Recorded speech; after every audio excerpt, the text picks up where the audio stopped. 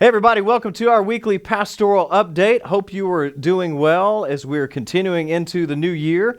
And this week I wanted to bring our attention to a couple of different things. One is I want to take a second to say thank you to our church body. Because as you know, we announced this last Sunday that for the first time in quite a while, we met our budget. And what I mean by that is we've been able to operate in the black from year to year over the last several years. In other words, we have brought in more than we've expended throughout the course of the year with our ministry as a church. But this year, we actually exceeded what we planned to bring in. And so just I wanted to say a huge thank you to everybody that's involved with that. A huge thank you to our elders, our staff, our Budget and Finance Committee for putting together that budget, and then for being able to continue to lead through it well over the last year. But then also a big thank you to our church body for giving. And it's crazy to think that we met budget and are operating in the black in a year in which we're still in this kind of post-pandemic world in which our attendance is down and all those different things that are associated with the last 18 months or so in the life and the ministry of our church and really around the world. And so thank you. Thank you to all of you who gave sacrificially, who gave faithfully, who trusted God with your finances in that way. And so it sets us up well heading into this new year.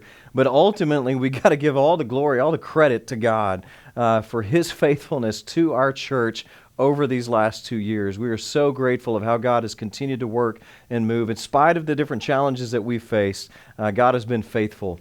And that actually brings me into the second thing that I wanted to briefly mention. This last Sunday, we talked about heading into the future and what does that look like? And we talked about the reality is we can't peer into the future. We don't have the ability to time travel or look into the future to see what is in store for us.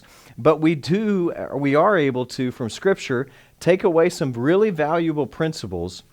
And some of those we found in the life of Abraham there in Genesis chapter 12 and also in Hebrews chapter 11.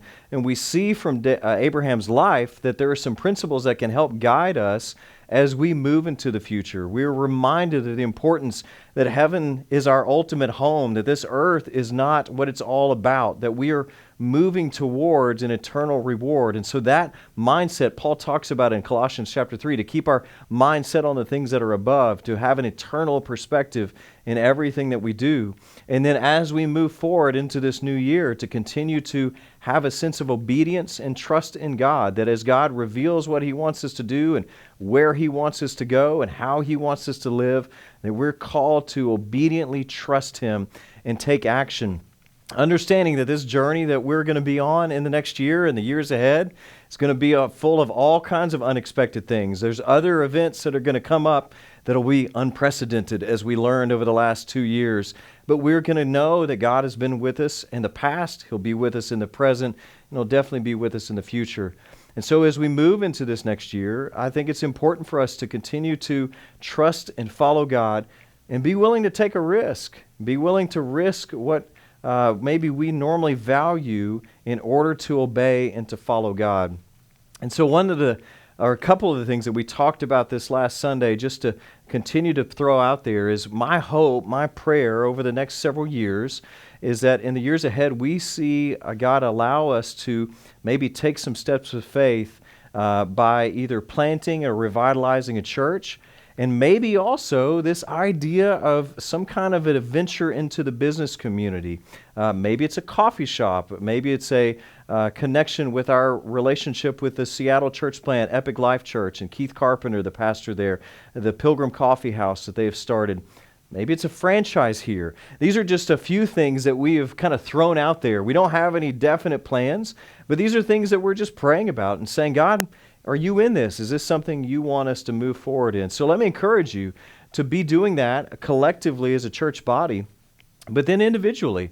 Take some time over these next few weeks as we start this new year to be asking God, what do you want me to do? What are you calling me to? How are you calling me to be obedient? Is there an area that you're wanting me to take a risk in as well. So that's it for this week. Let me remind you that all of our Wednesday night stuff starts up this Wednesday night. This Sunday, we will begin a brand new series that I'm incredibly excited about. It's going through 1 Peter. It's titled Sojourners. Comes out of a phrase that Peter uses to describe us as followers of Jesus here in this world. And so we'll begin this Sunday with our 1 Peter series. So we look forward to seeing you this Wednesday and this Sunday. Have a great week. God bless.